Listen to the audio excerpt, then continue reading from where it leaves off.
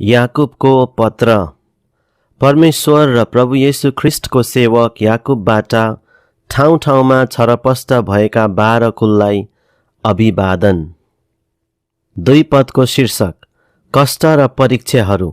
मेरा भाइ हो, तिमीहरूमाथि विभिन्न किसिमका आपद विपद आइपर्दा तिनलाई पूरा आनन्दको कुरा सम्झ, किनकि तिमीहरू जान्दछौ तिमीहरूका विश्वासको जाँचले धैर्य उत्पन्न गराउँछ।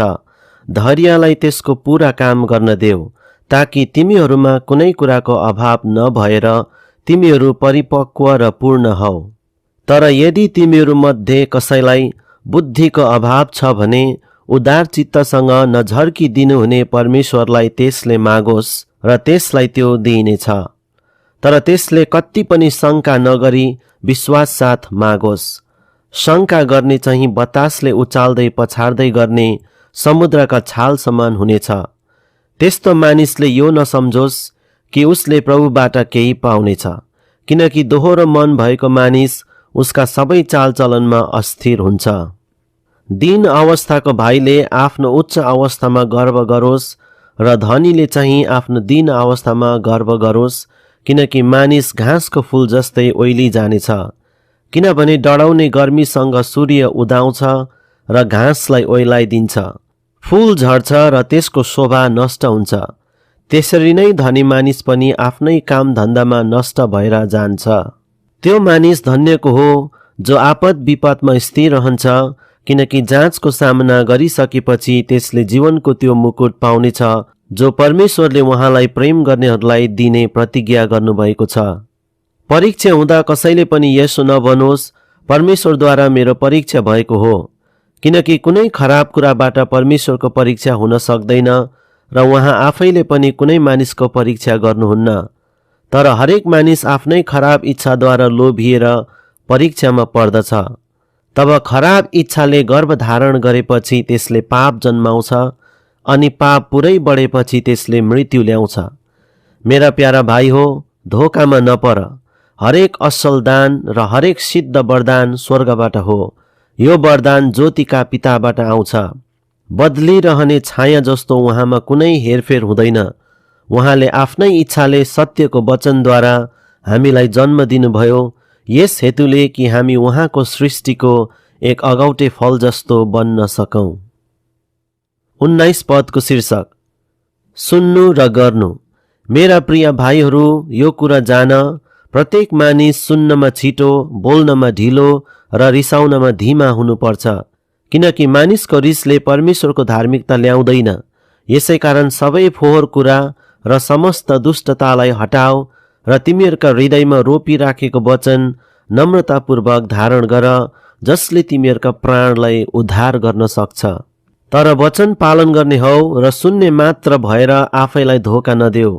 कुनै मानिसले वचन सुन्छ तर पालन गर्दैन भने त्यो एउटा यस्तो मानिस जस्तो हुन्छ जसले आफ्नो अनुहार ऐनामा हेर्छ, किनकि त्यसले आफैलाई हेर्छ र गइहाल्छ र त्यो आफै कस्तो थियो त्यो तुरन्तै बिर्सिहाल्छ। तर त्यो मानिस जसले स्वतन्त्रता दिने शुद्ध व्यवस्थालाई हेर्दछ र त्यसैमा लागिरहन्छ, अनि सुनेर बिर्सिहाल्ने होइन तर काम गर्ने पनि हुन्छ, त्यसले चाहिँ आफूले गरेको काममा आशिष पाउनेछ। यदि कोही मानिसले आफूलाई धर्मी सम्झन्छ र आफ्नो जिब्रोमा लगम लाउँदैन तर आफ्नो हृदयलाई धोका दिन्छ भने त त्यस मानिसको धर्म व्यर्थ हुन्छ। परमेश्वर र पिताको अगाडि शुद्ध र पवित्र धर्म यही हो, अनाथ र विधवाहरूलाई तिनीहरूको कष्टमा हेरचाह गर्नु र आफूलाई संसारबाट निष्कलङ्क राख्नु। अध्याय 2 शीर्षक निष्पक्ष व्यवहार।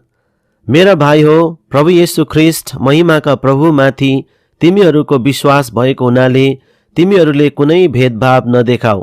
यदि कोही मानिस सुनका औँठीहरू र राम्रा राम्रा लुगा लगाएर तिमीहरूको सभामा आयो र कुनै एकजना गरिब पनि झुत्रे झाम्रे लुगा लगाएर आयो भने तिमीहरूले त्यो राम्रो लुगा लाउनेलाई आदर गरेर यहाँ राम्रो ठाउँमा बस्नुहोस् भन्छौ र त्यस गरिबलाई चाहिँ त यहीँ उभि अथवा मेरो पाउने र बस भन्छौ भने के तिमीहरूले आफ्नै बीचमा भेदभाव देखाएनौ र कुविचार भएका न्यायकर्ता भएनौ र? मेरा प्रियहरू सुन, के परमेश्वरले संसारका गरिबहरूलाई विश्वासमा धनी तुल्याएर त्यस राज्यका उत्तराधिकारी हुनलाई चुन्नु भएन र? यही राज्य उहाँलाई प्रेम गर्नेहरूलाई उहाँले दिने प्रतिज्ञा गर्नुभएको होइन र? तर तिमीहरूले त गरिब मानिसको अपमान गरेका छौ।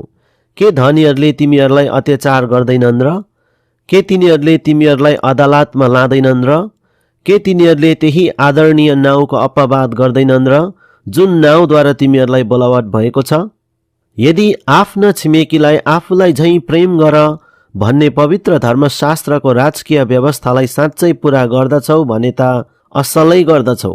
यदि तिमीहरूले भेदभाव देखायो भने त तिमीहरू पाप गर्दछौ र व्यवस्थाद्वारा अपराधी ठहरिन्छौ। किनकि जसले सम्पूर्ण व्यवस्था पालन गर्छ तर एउटै कुरामा चुक्छ भने व्यवस्थाका सबै कुरामा त्यो दोषी ठहरिएको हुन्छ। किनकि जसले व्यभिचार नगर भन्नुभयो उहाँले हत्या नगर पनि भन्नुभयो।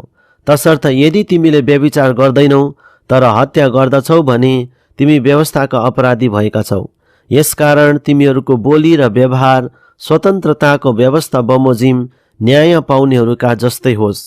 किनकि जुन मानिसले कृपा गरेको छैन त्यसको न्याय कृपा बिना नै हुन्छ। कृपा न्यायमाथि विजयी हुन्छ। 14 पदको शीर्षक विश्वास र काम। मेरा भाइ हो, यदि कोही मानिसले मसित विश्वास छ भन्छ तर काम चाहिँ गर्दैन भने यसबाट के लाभ? के त्यसको विश्वासले त्यसलाई बचाउन सक्छ र? यदि कोही भाइ वा बहिनीले झुत्रे झाम्रे लुगा लगाएको छ र त्यसलाई दिनौको भोजनको अपुग छ र तिमीहरूमध्ये कसैले त्यसलाई शान्तिसँग जाऊ, न्यानो गरी बस, पेटभरि खाऊ मात्र भन्छ तर त्यसको शरीरलाई चाहिने कुराहरू चाहिँ दिँदैन भने त्यसबाट के लाभ हुन्छ र? यसरी विश्वास पनि काममा प्रकट हुँदैन भने त्यो विश्वास मृत हो। तर कसैले भन्ला, तिमीसित विश्वास छ, मेरा चाहिँ कामहरू छन्। काम बिनाको तिम्रो विश्वास मलाई देखाऊ र मैले गरेको कामद्वारा म आफ्नो विश्वास तिमीलाई देखाउने छु। तिमीहरू विश्वास गर्दछौ कि परमेश्वर एउटै हुनुहुन्छ, त्यो असल हो। भूत आत्माहरू पनि विश्वास गर्छन् र थरथर काम्छन्। मूर्ख हो, काम बिनाको विश्वास व्यर्थ हुन्छ भन्ने कुराको प्रमाण चाहन्छौ? जब हाम्रो पुर्खा अब्राहमले आफ्नो छोरो इसाकलाई वेदीमा अर्पण गरे तब तिनी कामद्वारा नै धर्मी ठहरिएनन् र? तिमी देख्दछौ कि तिनका कामहरू सँगसँगै विश्वास क्रियाशील थियो र कामद्वारा नै विश्वास पूर्ण भएको थियो। पवित्र धर्मशास्त्रको यसो भन्ने वचन पूरा भयो, अब्राहमले परमेश्वरमा विश्वास गरे र यो उनको निम्ति धार्मिकता गनियो र उनी परमेश्वरका मित्र कहलिए। तिमीहरू देख्दछौ कि कामद्वारा मानिस धर्मी ठहरिँदो रहेछ, विश्वासद्वारा मात्र होइन। त्यसै गरी राहाब वेश्याले पनि जब तिनले गुप्तचरहरूलाई सत्कार गरेर अर्कै बाटो पठाइदिन् तब कामहरूबाट तिनी धर्मी ठहरिएकी होइनन् र? जसरी शरीर आत्मादेखि अलग हुँदा मरेको हुन्छ त्यसै गरी विश्वास पनि कामहरूदेखि अलग हुँदा मरेको हुन्छ। अध्याय 3 शीर्षक जिब्रोलाई बसमा पार्नु। भाइ हो, तिमीहरूमध्ये धेरैजना शिक्षक नहौ, किनकि तिमीहरू जान्दछौ हामी शिक्षा दिनेहरूको न्याय अझ कठोर रूपले हुनेछ। किनकि हामी सबै धेरै भूल गर्दछौँ। जुन मानिसले आफूले बोल्ने कुरामा भूल गर्दैन त्यसले आफ्ना सारा शरीरमा पनि लगाम लगाउन सक्छ र त्यो सिद्ध मानिस हुन्छ। यदि घोडाहरूलाई बसमा राख्नलाई तिनीहरूका मुखमा लगाम लगायौं भने तिनीहरूका सारा शरीरलाई जता मन पर्यो त्यतै लान सक्छौं। हेर त, जहाजहरू जो तेज हावाले चल्दछन् ती ठूला ठूला भए तापनि एउटा सानो पतवारद्वारा कर्णधारले आफ्नो इच्छा अनुसार जता मन पर्यो त्यतै लान्छ। त्यस्तै जिब्रो पनि एउटा सानो अंग भएर ठूला ठूला कुराको अभिमान गर्दछ। हेर, एउटा सानो आगोको झिल्काले ठूलो वन पनि स्वाहा पार्दछ। जिब्रो पनि एउटा आगो नै हो। यो शरीरका अंगहरूमध्ये अधर्मको एउटा दुनिया नै हो। यसले सारा शरीरलाई दूषित पार्दछ र जीवनको सारा क्रममा नै आगो सल्काइदिन्छ र नरकको आगोमा त्यो जल्छ। हरेक किसिमका पशु पक्षी, घस्रने जन्तु र समुद्रका जीव जन्तुलाई तह लगाउन सकिन्छ र मानिस जातिबाट नै तह लगाइएको छ। तर जिब्रोलाई कुनै मानिसले तह लाउन सक्दैन। घातक विषले भरिएको यो चञ्चल दुष्ट हो।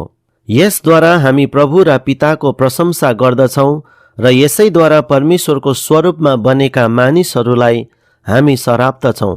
एउटै मुखबाट आशीर्वाद र सरप निस्कन्छन्।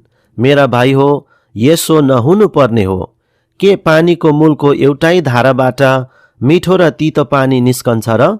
मेरा भाइ हो, के अन्जिरको बोटमा जैतुन अथवा दागको बोटमा अन्जिर फल्न सक्छ र? तीतो पानीको मूलबाट पनि मिठो पानी निस्कन सक्दैन। 13 पदको शीर्षक, 2 किसिमका बुद्धि। तिमीहरूमध्ये बुद्धिमान र ज्ञानी को छ? आफ्नो असल जीवनद्वारा बुद्धिको नम्रतामा त्यसले आफ्ना कामहरू देखाओस्।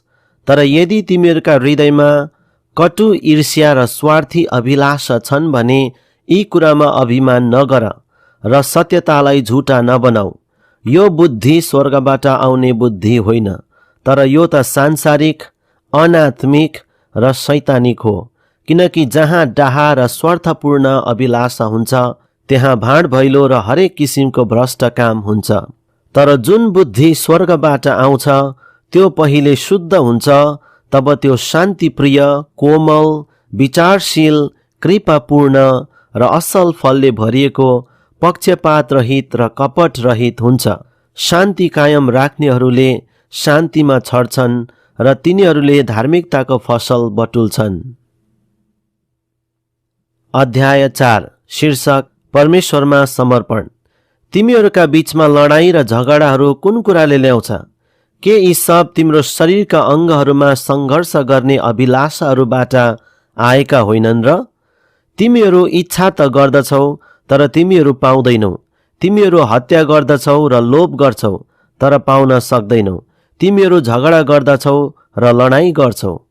तिमीहरूसित हुँदैन किनभने तिमीहरू परमेश्वरसँग माग्दैनौ।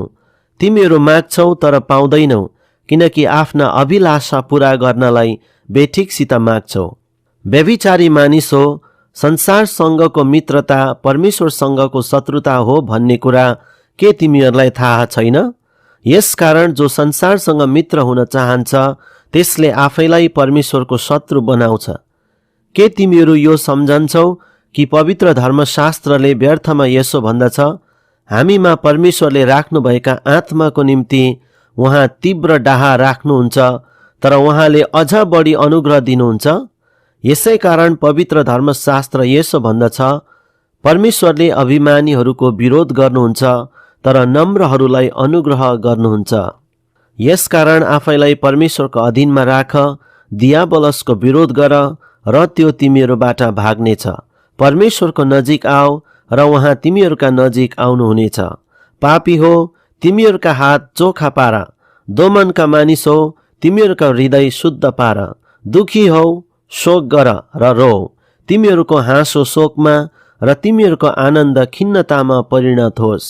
प्रभुको सामने आफूलाई विनम्र तुल्याऊ र उहाँले तिमीहरूलाई उच्च पार्नुहुनेछ। भाइ हो, एउटाले अर्काको विरुद्धमा खराब कुरा नगर। जसले आफ्नो भाइको विरुद्धमा खराब बोल्छ अथवा आफ्नो भाइलाई दोष लाउँछ त्यो व्यवस्थाको विरुद्धमा बोल्छ र त्यसले व्यवस्थाको दोष देखाउँछ। तर यदि तिमीले व्यवस्थाको दोष देखाउँछौ भने त तिमी व्यवस्था बमोजिम चल्ने भएनौ, तर व्यवस्थाको न्यायकर्ता पो भयो। व्यवस्था दिने र न्यायकर्ता त एउटै हुनुहुन्छ, जसले बचाउन र नाश गर्न पनि सक्नुहुन्छ। तर आफ्नो छिमेकीलाई दोष लाउने तिमीहरू को हौ? आज वा भोलि हामी फलानो सहरमा जाउँला, त्यहाँ 1 वर्ष बिताउँला र व्यापार गरेर नाफा गरौँला भन्नेहरू अब सुन। भोलि के हुने हो तिमीहरू जान्दैनौ। तिम्रो जिन्दगी के छ? तिमीहरू त तुवाल हौ जो केही बेरको निम्ति देखा पर्छ अनि हराइहाल्छ। यसको सट्टामा त तिमीहरूले यसो भन्नुपर्ने, यदि परमेश्वरको इच्छा भयो भने हामी बाँचौँला र यस्तो उस्तो गरौँला। तर अहिले तिमीहरू आआफ्ना सेखीमा धाक लाउँछौ। यस्तो सबै सेखी खराब हो। यसकारण जसले भलाइ गर्न जानेर पनि गर्दैन त्यसले पाप गर्छ। अध्याय 5 शीर्षक, धनीहरूलाई चेतावनी। धनी मानिस हो, सुन, तिमीहरूमाथि आइपर्ने कष्टहरूका निम्ति रो र विलाप गर। तिमीहरूको धन सडेको छ र तिमीहरूका पोषकहरू किराले खाएका छन्। तिमीहरूका सुन चाँदीमा कस लागेको छ र त्यही कस तिमीहरूका विरुद्धमा साक्षी हुनेछ र आगोले जस्तै तिमीहरूको शरीर खानेछ। तिमीहरूले आखिरी दिनहरूका निम्ति धन साँचेका छौ। जुन खेतालाहरूले तिमीहरूका खेतका बाली काटेका छन्, तिमीहरूले धोकाबाजी गरेर नदिएको तिनीहरूको ज्याला नै कराउँछ र ती बाली काट्नेहरूको पुकारा सेनाहरूका परमप्रभुको कानसम्मै पुगेको छ। तिमीहरू यस पृथ्वीका सुख विलास र मोज मजामा मस्त भएर बसेका छौ। बलिका दिनको निम्ति तिमीहरूले आफैलाई पुष्टाइ राखेका छौ। तिमीहरूको विरोध नगर्ने धर्मात्मालाई दोषी ठहराएर तिमीहरूले मारेका छौ। 7 पदको शीर्षक कष्टहरूमा धैर्य। यसकारण भाइ हो, प्रभुको आगमन नहुन्जेल धैर्य धारण गर। हेर, भूमिको बहुमूल्य फसलको आशा राखेर किसानले अघिल्लो र पछिल्लो वर्ष नहुन्जेल धैर्य धारण गरेर पर्खिरहन्छ। तिमीहरूले पनि धैर्य धारण गर, आफ्नो हृदयलाई स्थिर गराओ, किनकि प्रभुको आगमन नजिकै छ। भाइ हो, एउटाले अर्काको विरुद्धमा गनगन नगर, नत्र त तिमीहरू दोषी ठहरिनेछौ। हेर, न्यायकर्ता ढोकैमा हुनुहुन्छ। भाइ हो, कष्ट भोग र धैर्यको उदाहरण कस्तो हुनुपर्ने हो, सो प्रभुको नाउँमा बोल्ने अगमवक्ताहरूलाई हेर। हेर, धैर्य धारण गर्नेहरूलाई हामी धन्यको भन्छौँ। तिमीहरूले अयुबको स्थिरताको विषयमा सुनेका छौ र प्रभुको अभिप्राय देखेका छौ कि प्रभु कस्तो करुणामय र कृपालु हुनुहुन्छ। मेरा भाइ हो, सबै कुराभन्दा पहिले स्वर्गको वा पृथ्वीको अथवा अरू कुनै कुराको शपथ नखाओ, तर दोषी नठहरिनलाई तिमीहरूको हो चाहिँ हो र होइन चाहिँ होइन होस्। 13 पदको शीर्षक विश्वासको प्रार्थना। के तिमीहरूमा कसैले कष्ट भोगिरहेछ? त्यसले प्रार्थना गरोस्। के कोही आनन्दित छ? त्यसले प्रशंसाको भजन गाओस्। के तिमीहरूमध्ये कोही बिरामी छ? त्यसले मण्डलीका एल्डरहरूलाई बोलाओस्। तिनीहरूले प्रभुको नाममा त्यसलाई तेलले अभिषेक गरेर त्यसको निम्ति प्रार्थना गरून्। र विश्वासको प्रार्थनाले बिरामीलाई बचाउनेछ र प्रभुले त्यसलाई निको पार्नुहुनेछ र यदि त्यसले पाप गरेको छ भने त्यसलाई क्षमा हुनेछ। यसकारण तिमीहरू एकले अर्कासँग आफ्ना पाप स्वीकार गर।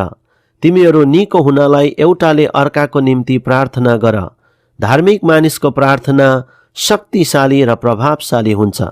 एलिया पनि त हामीहरूको जस्तै स्वभाव भएका मानिस थिए। तिनले पानी नपरोस् भनेर भक्तिसाथ प्रार्थना गरेका थिए र 3 वर्ष 6 महिनासम्म पृथ्वीमा पानी परेन। तिनले फेरि प्रार्थना गरे र आकाशबाट वर्षा भयो र भूमिले उब्जनी दियो।